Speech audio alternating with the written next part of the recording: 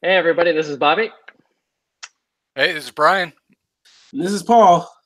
And we are Support and Resistance. So this is episode number 6, guys. Week 6. Let's give our hands a little nice. Yes. Nice. Yeah, I want to give a little thanks out to the people that subscribed over the last couple hours to try to get to my 200 goal that I wanted to get for the show. I think we were 197. We were 3 short. So, so we tried. But thanks to everybody that supported us in the last couple hours there. So it was great. Nice. So yeah, just real quick, we believe information should be free, and therefore we've come together to, bring over 5 decades, that's 50 years of industry experience to form this channel. We believe information should be objective, data-driven, and honest, and that's why we're here. So I'm going to hand it over to Paul. Awesome. Well, hey, I'm the crypto curator, so I'm just going to bring you guys some curated news of probably some topics that were top of mind. You guys are just going to miss my win for the week? Whoa. Come on, back the train up. See, that has to be like the sports, right? Once you get hype set, you can't call them. I call it audible. All right. No, go ahead, Brian. I got to get it in there because I might go a month without winning here, so I got to get them in when I can. So, no, the weekly win was that I thought it would go to 5,400 as a minimum. I was hoping for 5,700. Didn't quite get there. We got to 5,488. Maybe a top of a wave 3. We don't know, but we are starting to get a little bit of a correction, so it could be kind of the pattern that I was looking at. So, and we'll touch on more of it on a chart later on, but. I got 2 of them. I got to get them when I can. So, all right. Hike. Go out. I agree. Listen. I was way off. I said there was going to be a 1 to 4 day pullback. That didn't happen. I said that we'd have news come out. That didn't happen. And then I'd say we make it to 5,700, and that didn't happen. So yeah, I was completely off. That's why I want to move on to the news. That way we don't have to talk about it. That's good. All right, let me get some news up on the screen so we can figure out and share with the folks and let them know what was really going on this week. That's considered pretty big news. So if my screen is showing, I'm going to give it a second to make sure that it is. But that's not the one that I wanted. All right, there we go. Your screen's up, dude.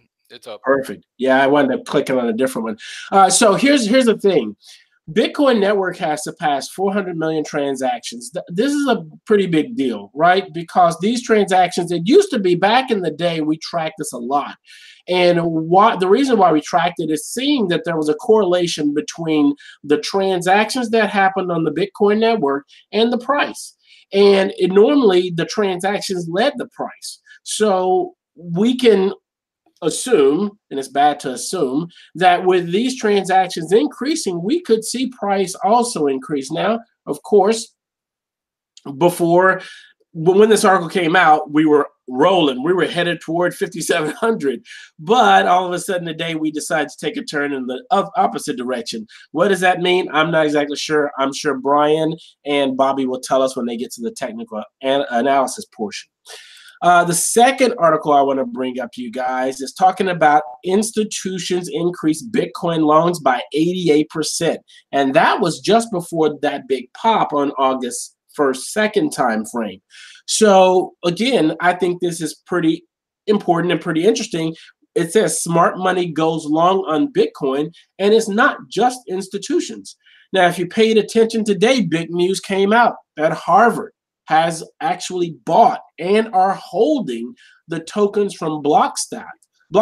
So with Blockstack actually being an SEC regulated token offering, Harvard's getting in. So will we see more of that happen? Possibly. But as you can see again, on April 2nd, a bit more of the smart money went long on Bitcoin. Now, what they're referring to when they say this is the CME, right? Those contracts on the futures contracts, 315 long Bitcoin futures contract were open by April 2nd. So it's a metric to keep your eyes on, to keep watching.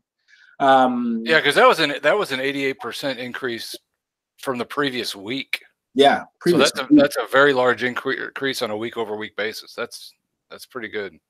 And short. Hey, Brian, have you looked at whether like who's kind of leading who in terms of pricing? Are the future contracts more of a leading indicator, or is it the spot prices? I mean, it's something I haven't been keeping track of. I have not dove into that study at all. Okay. I just haven't really looked at the futures enough to really to get an opinion on it at all. Okay.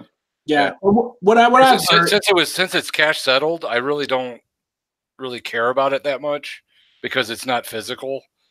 So they're not actually buying. You know, there's not going to be at the end of the settlement going to be exchange of an actual physical deal.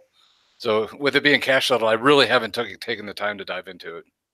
So yeah, but what I've heard, and these are all just speculation, right? But what I heard is that not last year, in 2017, before we even had the CME futures, there was a lot of buying of Bitcoin leading up to that potential approval. And the word is that someone probably, in fact, had knowledge that it would get approved, bought a bunch of Bitcoin, helping to drive the price north, let the retail folks take over, push it all the way up to 20. And then once the CME futures got approved, they put in short contracts and then dumped all the Bitcoin they had on the market, dropping the price. And that's what we think happened. Even though these are cash settled, we think that the big folks, whoever they were doing a lot of buying and then they dumped it on the market. But is that true? I don't know.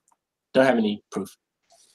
All right. Yeah, I'm gonna take that subject and look into it a little bit, get a little bit more information for next time, because that might be something that people want to know if it's a leading indicator or not. Yeah, cool. Well, here's a name you guys probably haven't heard too much. It's called CoinMe. You guys heard of CoinMe before? I have not. And when I read this, when I read the headline, I was like, okay, this is pretty interesting. It really is. I don't think a lot of the probably people watching know this either. But CoinMe is an ATM company. They have ATMs all over the place. And they might actually help drive mass adoption because there's a Bitcoin kiosk, or it will be available within 5 miles of 90% of Americans, which is unbelievable that there's going to be that many Bitcoin ATMs, so to speak. If that happens, people will have a way to get Bitcoin just as easy as they can go get cash right now today. Now, have you used a kiosk or seen one? I have neither used nor seen one in real life, but I know folks who have. The fees are exorbitant. I mean, they're ridiculous. The fees are like 17, 20% maybe? Yeah, exactly. Yes. Oh yeah, it said well, actually, what was the headline on this? Headline is it was 5 miles of 90%. Yep. I mean, that's weird. 5 miles from me, and I haven't seen one. That's. I mean, I'm not saying that they're lying. I'm just like, I haven't seen one. It's kind of interesting. Well, they said that it will be. I think they're still in the process of doing it. But what happened is that they partner with Coinstar, and you've probably seen a Coinstar machine somewhere. Oh yeah, I've seen Coinstar in like the grocery stores and stuff. Yeah, that's it. Yeah. So I think they're probably going to do something with the Coinstar machines, the kiosk.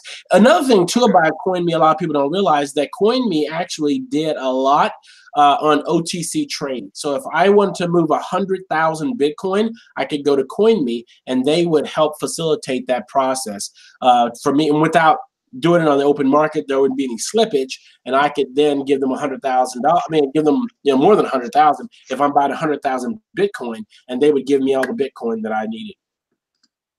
Cool. Yep. Very cool. So look for those nearby you soon. And then, could I ask you guys a quick question? Sure.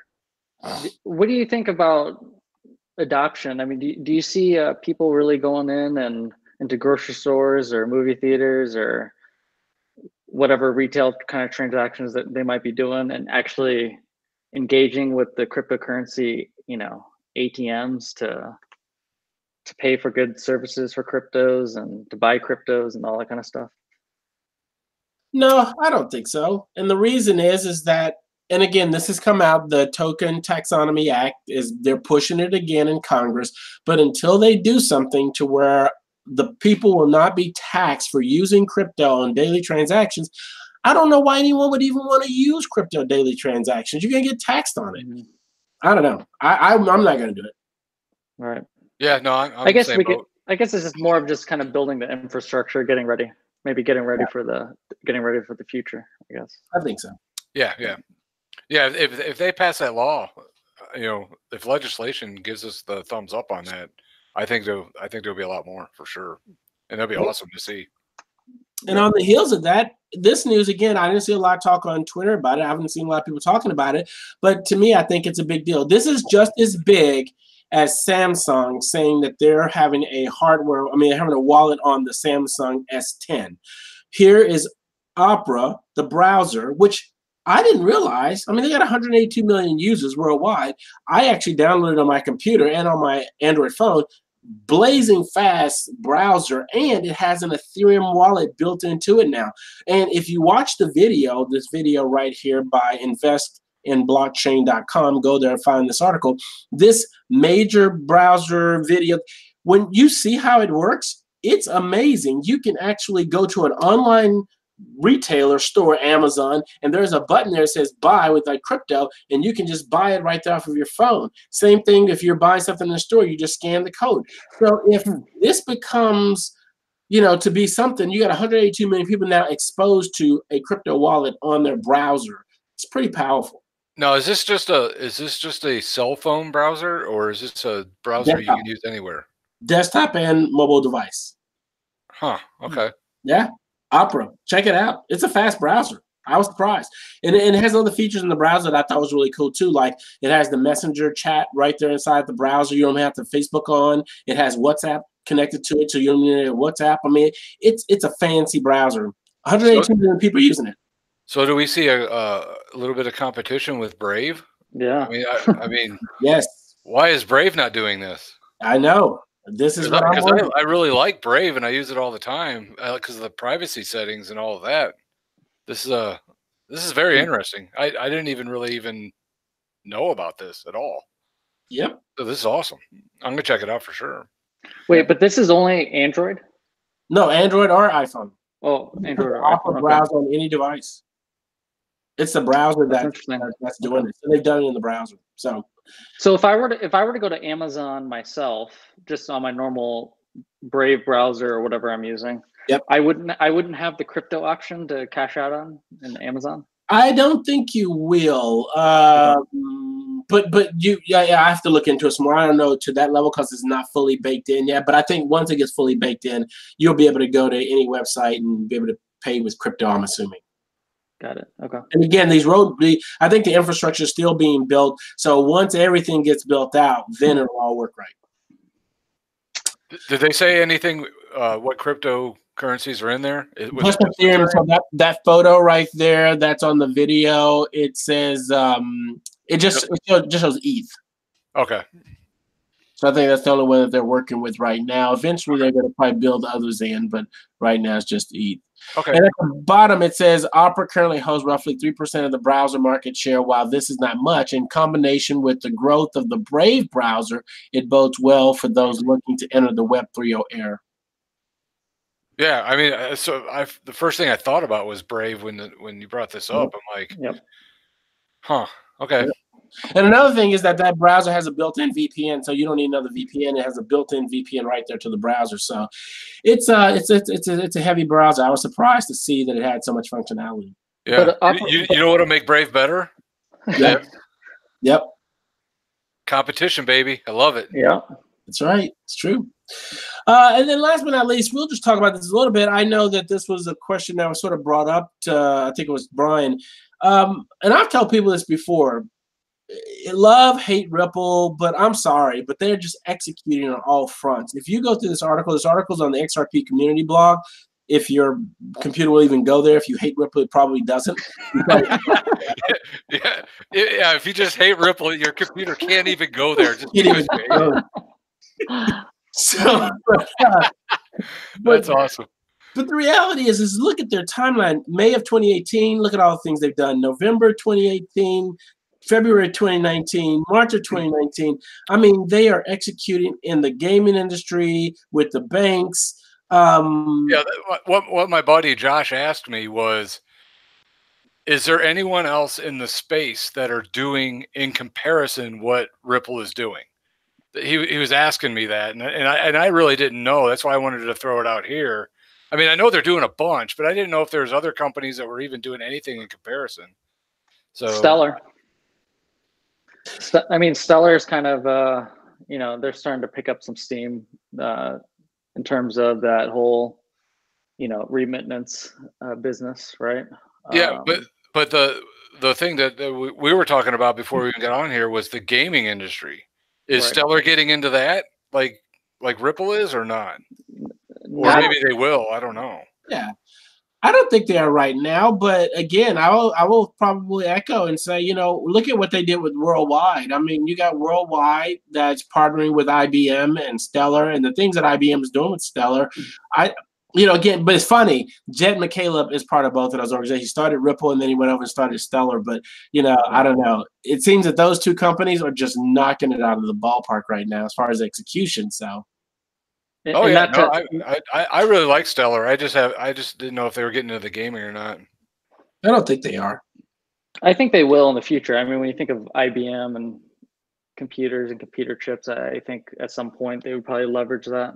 But just to go on your note, not to change the subject, but sorry, who was the person that was at Ripple and started Stellar? Jed McCaleb. Jed McCaleb. I read an article last night that said he got 2 billion Stellars to be on the board, to be on the Stellar board. And so at one point last year in the market, his net worth would have been well over $2 billion. And yeah, so when you create money out of nowhere, I mean, you know, you can see how like companies like Ripple and, you know, can really go around and fund a bunch of different things, right? Fund a bunch of different projects. So. Right. Yeah, I forget with Stellar Lumens. I don't know if they have 100 billion.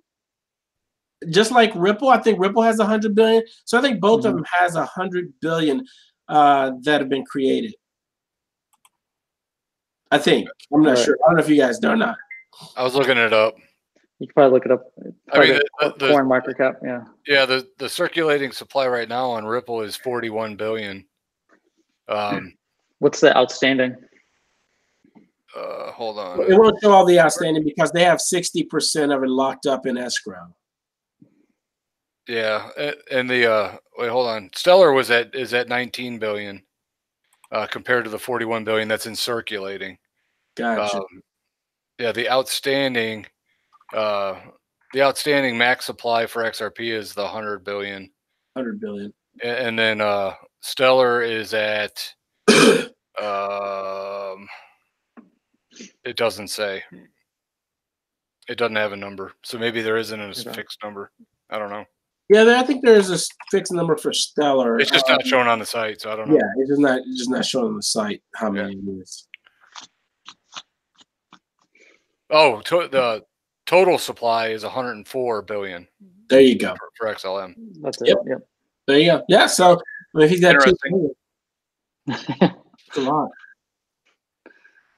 No, but I agree. I think XRP is doing a lot of great things in terms of, you know, just user adoption with, especially, you know, we were just talking about how they're getting into gaming. You know, they had that $100 million fund that they just started just for blockchain games. So people can rag all they want on XRP, but at least they're making moves, right? So yeah. I mean, the gaming industry is insane when it comes to like the amount of money that's going into different things.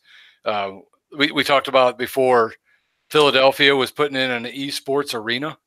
I mean, if they can fill arena for people watching these esports, I mean, I can't even imagine the day when you got these players that are going to sign multi-million-dollar 5-year contracts like they do in like baseball and say, hey, you're 18, you're good for another 4 years with your little Twitch movements because you're young, but we can write you in for 4 years. I mean, that'd be kind of crazy. But I mean, look at PewDiePie moving his stream over to a gaming site, or just moving over to the blockchain side of the world gaming. You got the esports, you got, you know, all this stuff. Ripple going nuts with it, 100 million.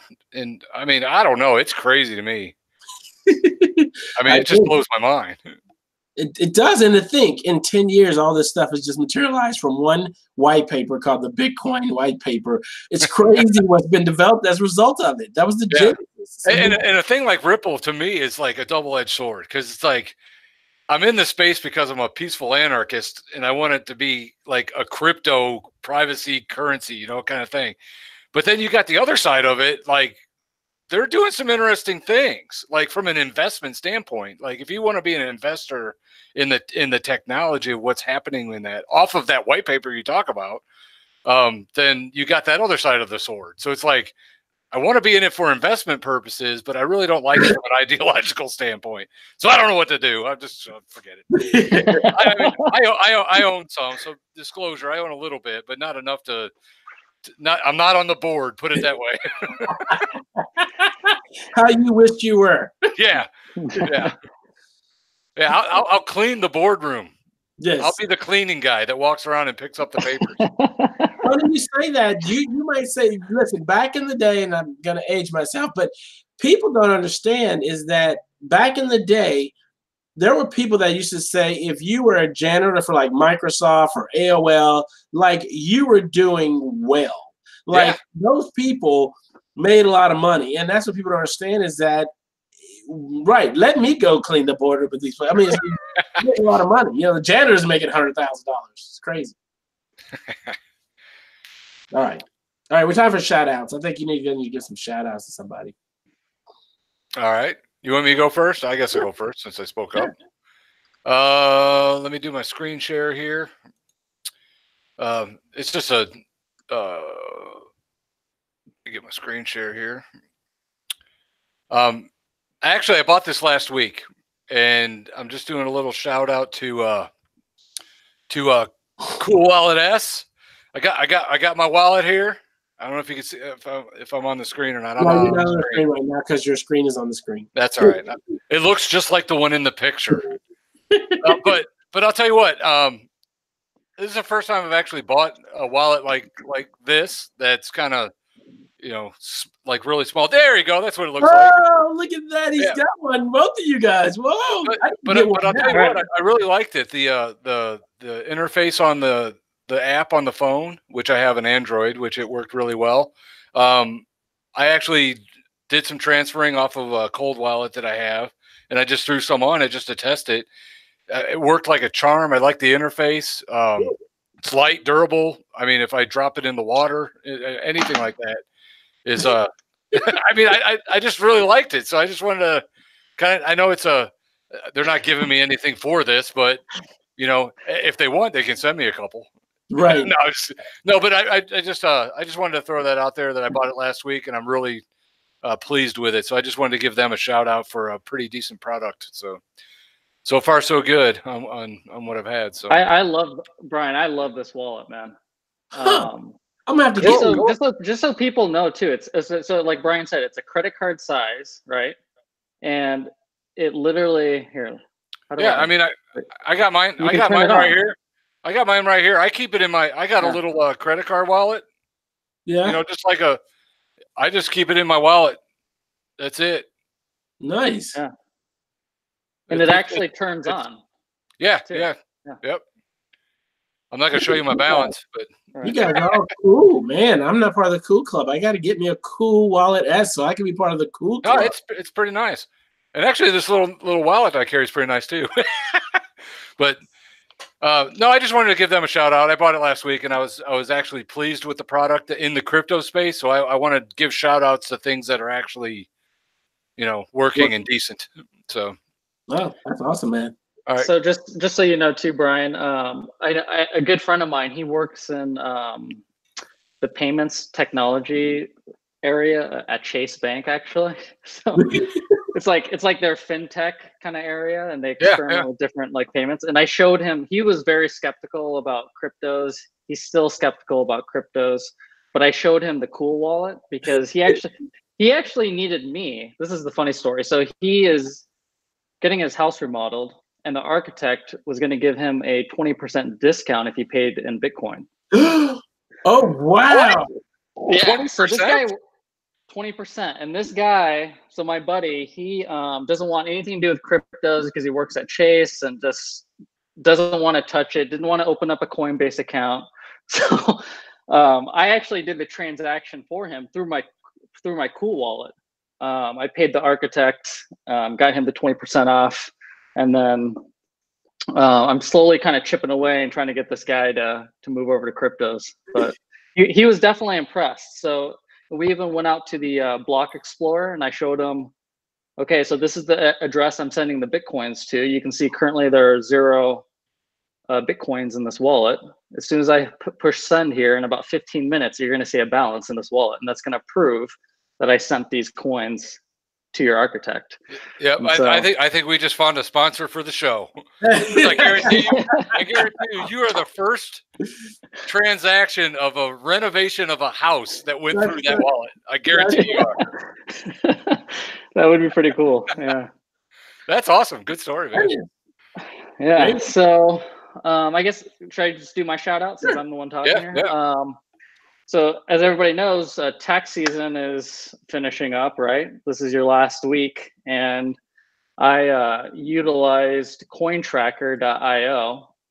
I'm not going to be able to show you the website only because I have it set up so the fact that if I go to that website, you're going to immediately see all of my transactions and my balances and all that kind of stuff. So I can't show you the site itself, but check out cointracker.io. It was a lifesaver for me. I spent nearly $3,000 in accounting fees last year doing my taxes, my crypto taxes last year, mainly because I did over 20,000 transactions last year. This year I did over 15,000 transactions. And I went through this cointracker.io mainly because I was going through TurboTax, and it suggested that I use, cointracker.io, and I didn't know of it before. And in about 20 minutes, it downloaded all of the transactions, my transaction history in Coinbase. It was able to calculate my P&L, taxes I owed, everything. It was perfect, like all across all the cryptos I've traded as well. So well, that's a great shout out if you can get on a site like that and it can handle 15,000 transactions. Yeah. And awesome. the great thing about them is if you're not a high volume trader like myself, they have different tiers, and within those tiers are different price points. So, if you're only maybe doing 300 transactions or less a year, that's a pretty low volume trader. You're not paying very much. I think it's maybe $100 or $200 to formulate all of your your taxes and your liabilities and everything from that point. And then it just gets more expensive as you do more transactions. So I'm definitely on the upper end on that category. So yeah, I would hope so with 15,000 transactions. Yeah. And if you're a trader, I end up saving more than let's see, it would have been close to $2,000. There you go. Just using that software, just so everybody knows. That's pretty boss. It was pretty nice. So yeah, nice. Very cool. Okay. Well, I'm going to jump over and give my shout out. This week, it's going to be to these guys. It's called Uptrend. And it's a great platform. I happen to do a lot of interactions on here. They are constantly doing upgrades and making upgrades, but it's just a place for you to share information, basically. It's a great content platform. You can post news on here. You can discuss news, what's going on within the crypto industry. They have a lot of different categories. If you look, I don't know if it comes up. Yeah. So if you look under general, you can talk about airdrops or blockchain games or partnerships. Under educational resources, you can talk cryptocurrency Q&As, intermediate cryptos, introduction stuff. So under each one of these buckets, there's a lot of things that you can discuss and talk about. It's almost sort of like a Reddit in a way where you can upvote, downvote content. That way you get to see what the most important information is in the industry versus what's not important. But yeah, Uptrend has been a really cool community. It's super easy to use the platform, logging in, getting connected, and sharing content. So I would highly recommend folks check out Uptrend. Post some information and get to chat, and it's pretty cool. Nice. Do you have a what's your name on there? Do you have an account on there? Or? Yeah, mine's on there. It's Crypto Curator, same place it is everywhere. Okay. I'll just, if I get out there, I was going to look for you, so I didn't know. Yeah, definitely. Link to me there. And Luke and his team there, those guys are really cool. They're on Twitter as well. You can find them at Uptrend, and that's TRENND. And follow them on Twitter. I think you'll like a lot of stuff they're putting together. Yeah, no, I followed them on Twitter, so I just haven't went in there. So I'm going to look you up, see what you've done, and go from there. That's cool. Cool. Awesome, Screw Reddit, right? No, I'm just kidding. Cool. Well, you guys want to jump into a couple of the curated TA stuff that I had questions about? And again, I'm not a TA guy. I leave that up to you guys. But I did have questions because two of the articles that came out actually this morning made me wonder about those deals. So the first one, which is actually funny because I can actually pull it up again so I can show you guys the article. Application. So when I first saw this one, and I've sort of been around TA a little bit, so I sort of know what it is. But when I first saw it, I pitched it over to Brian, and it was funny because his initial response was quite hilarious. I sent it to him and talking about the Golden Cross is what it's called. So when I sent it to Brian, his response, I think, on Wire was, Golden Crosses are horseshit or something like that. I will explain myself. That wasn't the reaction I was expecting to get, but I thought it was quite funny. So can you explain yourself and enlighten us why Golden Crosses are horseshit?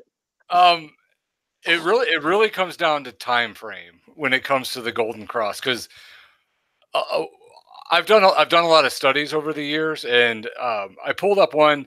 Actually, when you threw this article about Golden Cross, I did one of these a couple of years ago, where people were asking, "Hey, does the Golden Cross matter?" or that kind of stuff. And what I did was I went back and for one thing, Bitcoin doesn't have a lot of history that you can go back and look at all these wonderful Golden Crosses that the Bitcoin market has had. Because it's too young, there hasn't been enough to really get a good sample size. First of all, the article said the 20 simple moving average against the 200. Yep. First of all, if you're going to say Golden Cross, the Golden Cross is the 50 crossing through the 200, not the 20. And of course, if you want to speed it up, you can go to the 20. Why not move it to the 10? It crossed about 3 months or about 3 weeks ago. That kind of thing. So you can. The one thing I saw in the article there was they sped it up to make it look like it was crossing, which it was, which makes sense. But because it's a quicker moving average. But what I did was I did a study a while back on the S&P, and I went back to 1970 and I looked at all the Golden Crosses over the years. I think I'm going off of memory because I looked at it at work today. I think there was about 25 actual Golden Crosses since 1970 in the S&P. And when I say time frames, it's the near term that really doesn't matter. It's the long term that matters. Because what a lot of people will look at as the Golden Cross, I don't really recommend trading off the Golden Cross because of the short term study that I've done. But I do like, if the 50 does cross the 200, it helps solidify a low because you're coming out of a bearish market. So if you get enough movement to the upside, you're going to get that bullish cross or the Golden Cross. That to me is a verifier that the low could be in, and you're in a new longer term primary trend. Now the 50 hasn't crossed the 200 yet, so you can't get all gung-ho on that yet. But if it does, that's going to be a good verification that this thing's going to go for a while. So when I looked back at the 25 over the years, or since 1970, the percentage gain, if you took the 30 days after the Golden Cross and you looked at all the way back through history, it only gained about 1.1%. So to me, that's pretty shitty to put a trade on, to take that risk, for 30 days. But if you expanded that time frame and looked at it for a long term, and you looked at it 12 months out, once it crossed, 12 months out raised it all the way up to 11%, which I thought was awesome. So to me, it's not, when I say Golden Crosses are horseshit, they are, because everybody and their brother jumps on them as, look at it, it's crossing, go buy, go buy, go buy. And that in history, at least from the S&P, and I use that as your benchmark, that the short term really doesn't work that well. So I don't like it to the point where it's crossing, let's go jump on it like everyone else and their brother, because you're probably going to get your butt kicked. Now, if you're looking at it from a non-trading perspective and you want to buy it to hold it long term, I say absolutely. Once that cross happens and it's a nice legitimate cross, then yeah, buy it and hold it for that long term of 12 months or more, and you have that high probability of getting a double-digit return. But that's the way that is me saying that it was horseshit. Because it really just comes down to timing. So in conclusion, short term, medium term, I'm not real happy about it, but longer term, I like it from a verification of a new switch of a inflection point in the market. It goes from one primary market to another. So I mean, it essentially confirms that, like what we've been saying, Brian, I think over the last month or so, is this idea of the market showing more and more signs that we're in accumulation zone, you know, and if that cross were to happen and you're a long-term investor, like you said, you know, people always ask, when is the right time to get in? If I'm planning on holding for 3, 5, 10 years, now, right? So, you know, yeah, exactly. So we're getting in this a little early because we went off the the bullish divergence, and then we bought on the February dip, and we've been in this a lot earlier, thinking that bull runs in, which I still believe. But if we get to the point where that 50 crosses the 200, then I'm going to be real happy, because then I know that I feel like I'm going to be in for a little bit more longer term for sure. Right. So we'll just have to wait and see. So that's our 2 cents on that article. Good. Well, the other one and I had this question from you guys earlier about when you're looking at the markets and looking at technical analysis, what do you pay attention to? And so if it's not, golden cross is one thing. Here was another one, says the technical indicators signal that crypto markets are highly overbought. So if the market's overbought, does that necessarily mean that we're going to go all the way down and be oversold again before we'll see action, or can it stay overbought? Bobby? I'm typing here. That's why I said. No, that's fine.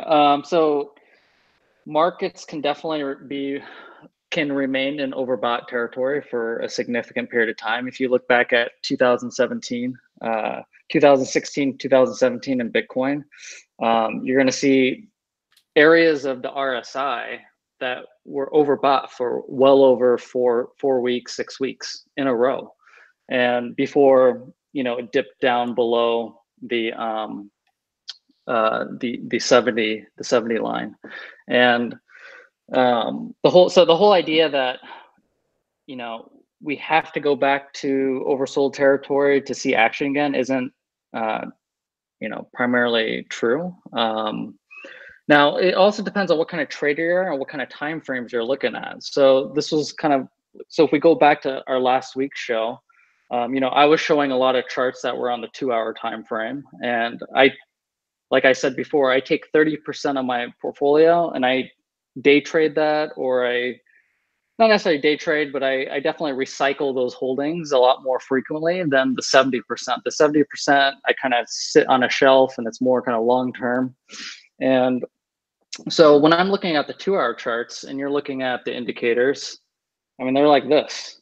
They're constantly flowing from overbought to oversold. And I'm going to show you that on when we show our technical analysis here a little bit later.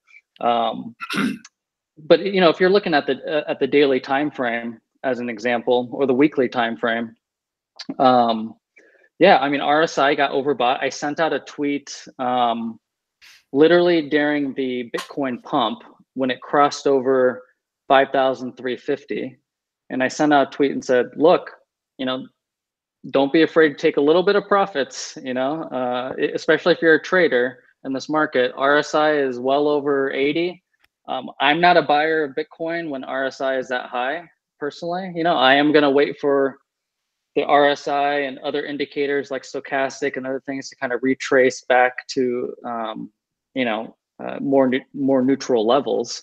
But, as far as putting fresh buy entries out there, yeah, I kind of agree. I would not necessarily be buying Bitcoins at, a daily RSI over 80 personally, but maybe Brian has a different opinion on that. Oh no, yeah. Anything when it comes to being in extreme overbought conditions, you got to be really careful putting in fresh dry powder for sure. Yeah. It, it I wouldn't recommend it. But one of the things that I kind of look at, and this is a right or wrong, I have no idea, but this is the way I attack RSI being overbought is I like to look at the realm that we're actually trading in, because the last time we were parabolic to the upside, getting into that because everybody was saying we're in this extreme RSI movement of overbought conditions, but the last time we had it this high was when we were at 20,000. Well, the realm that we were trading in was like 3,000 to 20,000, and that's a huge range. So when I look at overbought conditions on the RSI now, it's a little bit more of a 4,000 or 3,000 to 5,000, or 5,400 as a high. So we're in a much smaller range, to where if you do start to sell off, it's not selling off at 85% most likely, but I like to look at the realm that we're actually trading in. Would I buy more in an overbought condition? No. But yes, can it sell off? Yes. But is it going to sell off to, to make new lows or anything like that? Like people were concerned with when it went to 20,000. That's just the way I approach it. It's not like it's not a right or wrong or anything like that. It's just when I look at this realm that we're in from 3,000 to 5,000 and we're in extreme overbought, I'm still looking at shallow Fibonacci levels to find your initial buying interest off these overbought conditions, until the other types of indicators tell me otherwise. So yeah, I think it can come down. It's starting to come down, and it's going to come down into a couple areas that Bobby and I will probably talk about here in a minute. But I don't know. I a lot of times when I hear people out on Twitter talking about the overbought conditions, they feel like since it's extremely overbought, it's going back to 3,000. And I don't think that's the case. No. So, because we're in a different type of realm than we were in 15. That's all I was and to be honest, also people have to remember as well, when you see an RSI at 90 or 80 or whatever it might be, that is a positive thing. That's showing that the bulls are coming in, the market is hot, and people are coming in buying Bitcoins. You know what I mean? And it's funny to me to see, people bringing out the negativity in that. And actually that's showing the strength in the market. The market is coming back. And I just want to make one other point too. I don't necessarily just buy Bitcoins when things get oversold. Like, so what I expect to see on the RSI on the daily time frame is for it to get out of the overbought territory. I want to see it retrace maybe down to that like 50 or 60 level. Okay. And then I want the next bullish reactivation to happen. So it doesn't have to drop all the way down below 30 is my point. That would be a negative development in the market in my point, if you're just looking at RSI. So what I want to see RSI coming back down to 60, down to 50. I might be a buyer in that kind of range, depending on what other indicators tell me before the next reactivation. So. No, and that fits in really well with the ranges that I talked about on our last show. Is when we're in that bullish range versus a bullish range or a bearish range, you can still drop down into the 40s and 50s on the RSI, and it's still bullish because it's staying in that realm, and that makes complete sense of what you're saying. So that I like that, because people got to realize that the RSI going up is a good thing. Now, like you said, if it drops all the way back down to 30, then that's not good, and you're going to find some other signals well before that happening. But no, that's good. That's good stuff. So, guys, based on that, where are we headed right now? I was looking at the Bitcoin charts, and I was looking at Brave New Coin website, and we're getting close to 5,000. Are we going to be sinking lower? Or what's going on with the technicals? I don't know. What you want to go? Do you want me to go? What do you want to do? Yeah, why don't you go first, Brian? Yeah. Okay, I'll go. All right. Let me get my screen up here. You have prettier charts than I do, so. Oh, stop.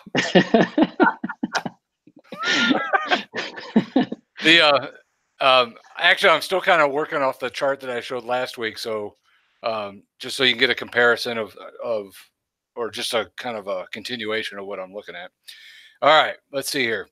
We got last time I was kind of looking at this break of the red trend line here to the upside, which met its objective, which was pretty close to that high at, I think it was like right around 5,300 or so, 5,200. I can't remember exactly, but the what I was thinking is that we would go to 5,700. Didn't quite happen, but we did get a new high at a minimum of 5,400.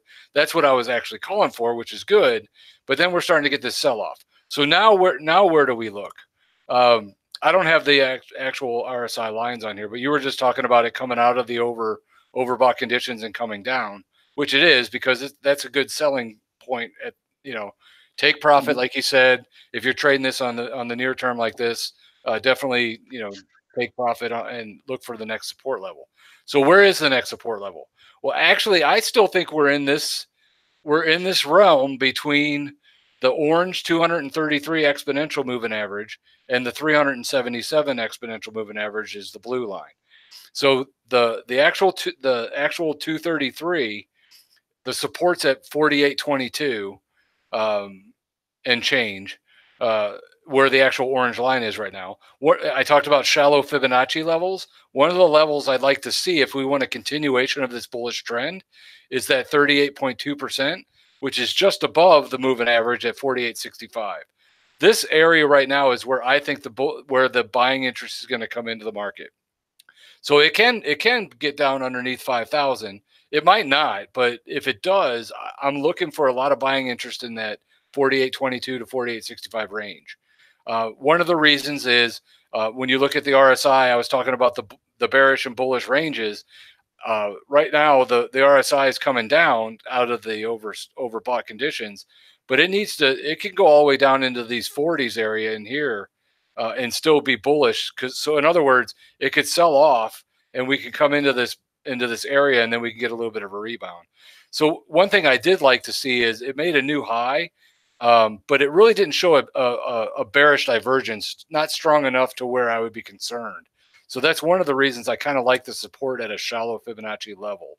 That and the momentum for the bulls is still strong, even though it's topping off.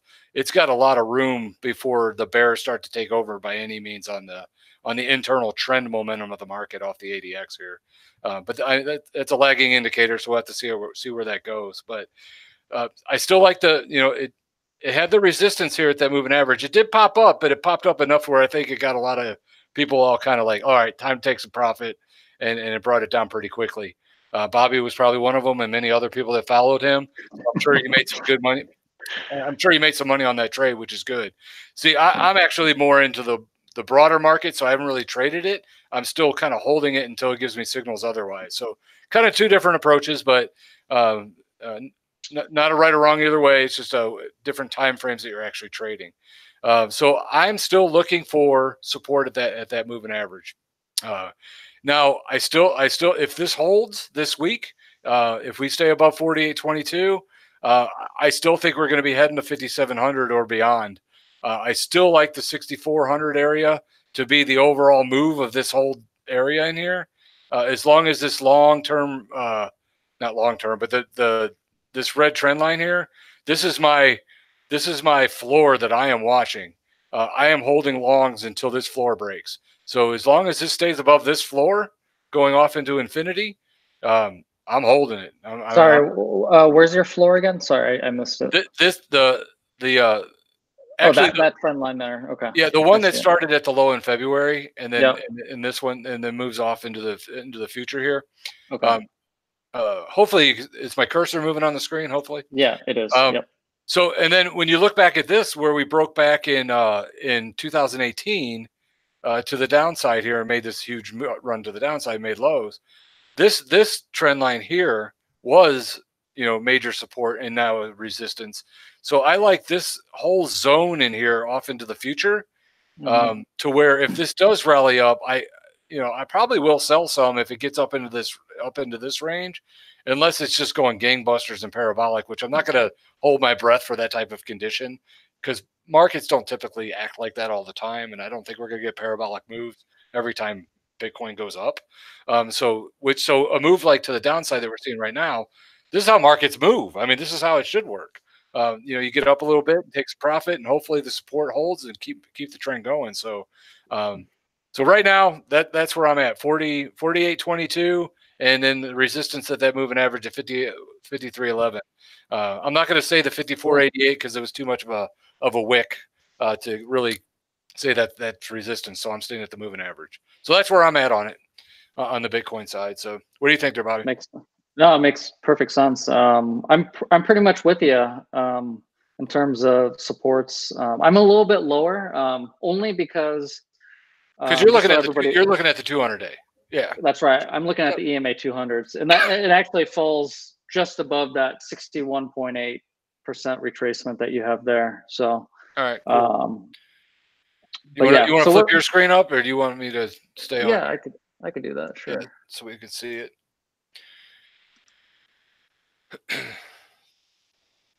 I don't know. I'm holding my guns. I'm still liking 5,700. Yeah. I'm thinking I'm with you. You know, as long as things there isn't like any, you know, alarming kind of like you were saying, if the news RSI action starts to dip lower, like you were saying, yeah, you know, gets it down a little too far, then yeah, then I'd be concerned. Those kind of things. So yeah, it makes sense on what you were saying before. So again, just so you guys know, I like I said before, I'm trading a portion of my Bitcoin bags and crypto bags as more of a short-term kind of trading strategy. So 30% of my portfolio is dedicated towards that. And the reason I do that is because I'm just, you know, this is my living, right? And so this is how I'm paying the bills. And so for me, it's really important to grab profits, you know, when I can. And, you know, unfortunately, sometimes I have to sell bags I don't want to sell. I'd like to hold on a little bit more, but I have to pay for the electricity, right? So, yeah, that's why when I'm saying broad market, that's definitely not something that you would do if you're doing it for a living. Exactly. So, but anyway, so this is the 2-hour chart. I've had this kind of colored zone here for a while now, and it's held up pretty well. So what I'm seeing, hold on for a second. Sorry, I'm going to bring my fibs over a little bit. Just so it's a little bit easier to see on the screen. Come on. They're not wanting to drag over. That's fine. So I am looking at the EMA 200 as potential support if we were to capitulate a little bit further. So you can see Bitcoin's down about almost 10% from the top here. And, you know, we're finding some consolidation right now in this beige zone. So in between the 23.6 to 38.2 retracement, Fibonacci retracement. Ideally, for me, you know, for me to go long again, you know, I want to see Bitcoin retest this. I'm sorry, I'm looking at the 2-hour. Let me go to the daily. So I want to see Bitcoin retest this pink trend line, which is the EMA 200 in this green zone. So I'm a buyer as long as my indicators, you know, are giving me the signals. What price level is that at, Bobby? The EMA 200 would be at 46.50, spot on. Okay. This green zone here is the 50 to 61.8 retracement. So we're looking at 46.76 to 44.82 as a possible kind of buy-in territory if the markets were to, you know, go a little bit further down. If it were to break your 233 essentially, right? Yeah, no, that definitely, that whole zone between the two moving averages is where I would be, you know, where I would recommend, you know, getting in. Not financial advice, but you know, right. That's not financial. What I would recommend. Right. I agree with you. And not that I trade, so I'm not a big chart pattern person, but you know, this is forming a bear flag, right? If you're into that kind of, if you're into trading chart patterns, and the way you measure this bear flag is you take the top of the flagpole Yeah, that'll take us deep into that green zone for sure. Yeah, so we'll see what this is. So another 9.8% from the top here. Spot on. So we're basically spot on right on the 61.8. So 44.82. So if you're into trading, you know, chart patterns, this is definitely your classical kind of bear flag pattern. It doesn't mean we can't break back up to the upside, but you know, this is the way I use these chart patterns is just, you know, I don't trade solely on the pattern, but it just gives me kind of just another piece of evidence or another you know, maybe another indicator to kind of consider as I'm assessing the overall technical framework where the market could go, and using it more kind of as a risk management strategy. I don't know how you use patterns, Brian, but that's kind of how I use them. You know, it's more of kind of just risk mitigation if it's like a bear. Yeah, no. I mean, I'll trade off patterns. It just it's if it breaks that trend line to the downside off that bearish flag, right here, yep. or pennant or whatever you want to call it. Yep. If the indicators are showing, you know, a good move off of the break, you know, I'll sell on the break of that and buy and look for the target of that, unless there's going to be some major support as speed bumps before you get there. And in this case, we actually have that, which is the 200 and the 233. It's still got to get over that speed bump. So, you know, if you're trading it and there's nothing underneath and you get into an area of very little support before it reaches the goal, then yeah, I'll trade the pattern for sure. Okay, good to know. Yeah, I found a lot of success with like ascending triangles, wedges, things like that. So patterns are kind of like any other thing. It's like using trading indicators. You know, when you have a comfort level and you've back tested it and you have some familiarity with it, you know, it increases your odds for better trading. Now, from a stochastic perspective, we did get a buy signal. So again, I'm looking at the 2-hour time frame, just so everyone remembers. I'm trading more short term. So I actually did put in a speculative, a very small allocation size right here on this signal here, because I liked the way this trend line was developing.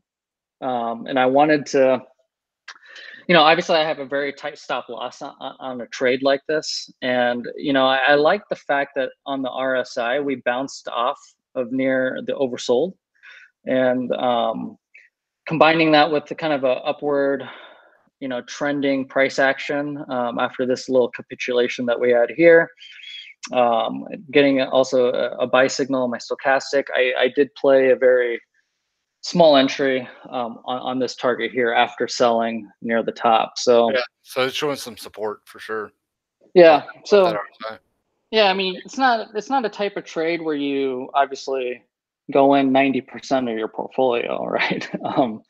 But you know, at the end of the day, you know, risk can be your friend, and so you know, I've assessed the risk. I know that this is a bear pennant formation, so the odds of this breaking out could be kind of slim, but I have the stops close, and if I get stopped out, that's fine because I made profit on the upside here. So cool. Yeah. Hey, one quick thing to be a good steward of time, Paul, do you have a hard stop or are you good? I just wanted to make sure. Yeah, no, I'll probably jump off probably right in about another 10 minutes, 15 minutes. Okay. What's your call for next week? So if you drop off, we'll get it in there. Yeah, sure. So my call for next week, you know, I've been completely wrong on all these calls, so I should. No, you were right the first week. Yeah, I was right the first week, but yeah, it's been hard going. So here's what I think is going to happen. It seems right now, and I'm looking at the charts right now, it's looking like it's holding this 5,000, but something tells me that it's going to pull back from this 5,000. We will trade on Bobby's chart that he just showed, going down to that other green line, that 61%. I don't know if we'll hit that, if we'll come down and touch it, but something, my feeling is that we're going to have a pullback. Move to the green zone? Yeah, move to the green zone. I think we're going to be pulling back this week simply because we've been up here. It's made a big move. Need a little bit of a reset. That's my take. No, good. All right. All right. Good. I just want to get that in. So if you had to go, I wanted to make sure it was out there. Awesome. So I just want to show one last thing on my macro chart. I just want to go over kind of what Bitcoin did in 2015 in terms of price action, and maybe we can kind of learn from that and extrapolate what might happen, in 2019, right? So, Hey, Bobby, do me a favor real quick. Yeah. Can you move your price charts over, or the whatever you call it, the thing on the right? Yeah. Yeah, move that. There you go. Is that better? Cool. Yeah. I just wanted to see the chart a little bigger. More real estate. I'm old. I just got new eyeglasses. I can't see anything with the new things. I'm just lost. Yeah, I'm really gonna zoom in now. Hold on. Thanks for the old guy. Right. So this is 2015, and just to walk everybody through, I identified kind of 5 relevant phases before the market, in 2015 really reacted kind of bullishly, and it didn't look back, and so this is the weekly chart that we're looking at. And the first phase obviously was the capitulation phase, when the market dropped nearly 60%, found its floor, then immediately rebounded 83%. And that was phase 2. Phase 3, we dropped again another 28%. Phase 4 up 46%, then dropped down again 37%. And this is the 200-week EMA 200-week moving average, just so you guys know as well. And so you can see in the first phase, we broke through it, broke above it, and pretty much since then, for the next 6 months, we retested it a few times, right? We had a couple capitulation candles here, but they didn't make new lows in the market or that year. But the market did break through the EMA 200 a couple more times before going bullish. And but it just wicked for the week. It didn't. Exactly. It just wicked for the week here. And I just wanted to show everybody this because we're kind of in this. We could be in this phase 2 to phase 4. Kind of bullish kind of recovery. And so there's nothing to say that the market can't wrong foot us and go back and retest that EMA 200 that I showed you guys on the other screen, which was sitting at $4,650. It's not necessarily a bearish thing to go back and test that as support, a couple more times before we go to the moon. This is the kind of the price action that I'm kind of expecting in 2019, is this kind of up and down, this battle between supports and resistances, and reconfirming the 200 as support and so on. So, and the one good thing we got going for us is the price is starting to increase, so that moving average is going to continue higher. That's right. So that'd be good. Because I mean that 200 week is what everyone was talking about here in the current day. Right. So good stuff. So that's pretty much what I wanted to show there. Do we have anybody watching? Do we have any requests as far as charts or anything like that? No, we had a couple of comments, but I don't see anybody requesting charts or anything. Okay. Maybe I'll just show one more chart, and then Brian, I think you wanted to show EOS, right? Yeah, I had a lot of requests for it, so I'm going to throw it out there real quick. Let me just show Ethereum here, just that way I can round out my video time and then pass it over to you. No problem. Let me just zoom over to the relevant section here.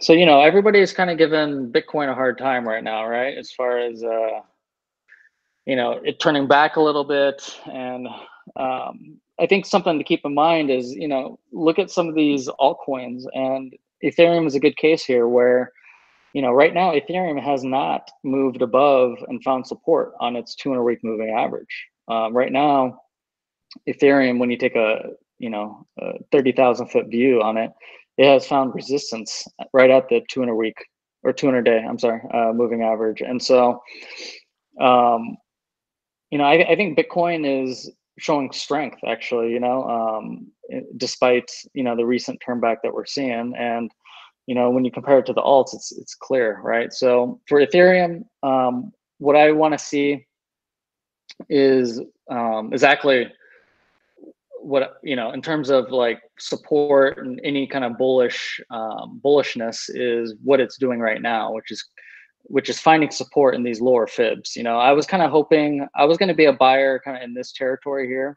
on the 61.8 retracement from the top here, right at $156 is what I was targeting. It found support at 160, and it's currently finding it bounced off the 50% retracement. Now it's finding support right at the 38.2 retracement, right at 165. And so, I think as long as Bitcoin continues to show strength above 5,000, I think Ethereum could be a buy in this territory. But it's, again, a very speculative buy, because when you look at your, at least your daily indicators here, your stochastic is, it gave you a sell signal on this candle here.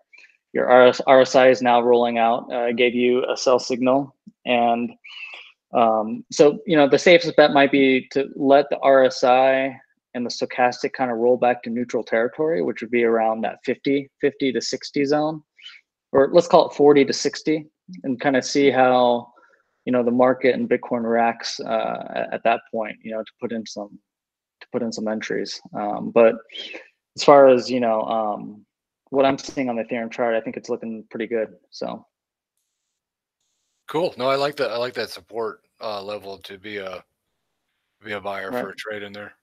Yeah, for sure. So I will go ahead and hand it off over to you. All right.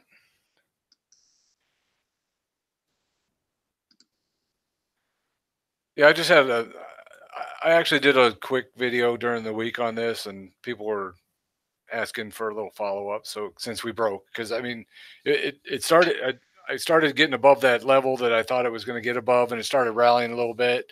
I actually had a couple of people make some trades, made 4 or 5%, so that's not too bad. But started to come back, so people were like, "Well, what's going on now?" So I just wanted to give a quick look. This is a chart that I had on the video. Really, the same kind of thing with Bitcoin. Is this long term trend right here? This blue trend line on the chart is going to be that support level to really watch, because if it breaks this trend line, I'm going to be a little nervous about it, because it's the kind of thing like if this trend line breaks, you're probably going to want to look at like a Fibonacci. Let me pull one up. You're probably going to want to look at something along the lines of this. If it ends up breaking this trend line, you're going to want it to get back down into this zone. Almost the same kind of thing of, if you just take a quick, trend line, quick trend line. Like if it does break the trend line, just say it breaks right around in this area in here. It's going to be pretty close to the 61.8% level. It might not break until, a couple days later, but it'll be right around that range. So if it does break this trend line, I'll probably exit out of the longs that I'm in. Probably not all of them, but enough of them to trade them off to where I would probably be a rebuy down here. But right now, I don't think that's going to happen, because at least what I'm seeing at the moment, sort of along the lines with Bitcoin, I still think we're going to get some buying interest above the trend line. And I got just a quick near-term Fibonacci. Let's put it back up where it was supposed to be. I like this Fibonacci level, and I like the trend line. So anywhere in this zone, as long as the momentum is staying with the bulls, which right now the ADX is increasing with the bulls. So that means that I think the buying interest could be a little bit stronger around this trend line. So I still think it's going to hold. So right now, this blue triangle area is kind of the area that I'm looking for it to continue. And then, of course, you got this 61.8% level over here. That's going to be a nice level of resistance. Actually, that didn't. It only got up to that high right there. So the 61.8% is a lot closer to the trend line. But the resistance is this level here. So I would buy more on a break above the 61, but I'll stay long at least until we get up and retest this level that we saw back in history. And just to recap for my video, this line right here, from this low to this high on the 61.8%, this is a pretty significant area because this was an area of support that broke and then became resistance. So this is a key resistance level. So if we get up here and test this, this would be a good area to sell unless it's given us a lot of reasons to not. But that's going to be the area that I'm going to look at to exit a little bit of my long. So I'm actually probably going to buy a little bit more if it gets down on this trend line to add to my longs. But if not, just continue to ride it to the upside. So just a quick recap of I'm staying long in EOS for the ones that requested. So there you go. That's a great chart. That's it. That's what we got there, folks. Let's see here. I like that chart a lot. All right. That's what we get for TA. So we got Paul. Paul is still with us. He already gave us his call. I'm gonna my call for Bitcoin into the next week. The target remains the same. I had a minimum of 5,400, but I'd like to see 5,700. I still think we're going to get to that 5,700. I like a little bit more of a drop to the 233 exponential. So basically around 4,800 and change. I'd like to see it get down to that level. That's where I think it would hold. So a little dip to 4,800 and then a rally to 5,700, or at least to the re-high of 5,400. But I'd really like to see 5,700. So a little bit down, and then another move up to the highs again. That's my call. That's a good call. Hopefully it works. It's going to be pretty much my call. I just want to show my chart just one last time. No problem. So can you see my screen okay? Yep. Okay, great. So I have the Bollinger Bands up this time. And so I'm going to be kind of in your same camp here. What I'm going to expect kind of Bitcoin to continue to consolidate between this kind of tan and red zone here, maybe for a couple more days, maybe through the weekend. I'm going to expect Bitcoin to break down into our green zone and find support on the center line of the Bollinger Band, which is sitting again really close to really kind of a few key markers, right? We got the 61.8 Fibonacci level in this territory. We have the EMA 200 week or EMA 200 day moving average in this green zone as well. And then you have this center line. So I think Bitcoin's going to converge in this zone here, find a lot of support, a lot of buying power. And then what's that center line at? What's the number on that? It's it's 4,560. Okay. So it's really close to that EMA 200. Let's see where the EMA 200 is. I've forgotten. Yeah, so the EMA 200 is at 4,650, so about $100 more. Okay. Cool. So I think there's going to be a ton of support right in this zone. I think a lot of bulls are going to step in, and then I'm with you, Paul. I think it's going to, we're going to find another bullish reactivation close to that 5,700 kind of range. So. Yeah, so we're pretty much all in agreement. I'm just a little shallower on my support than you guys are. That's about right. it. Yep. Cool.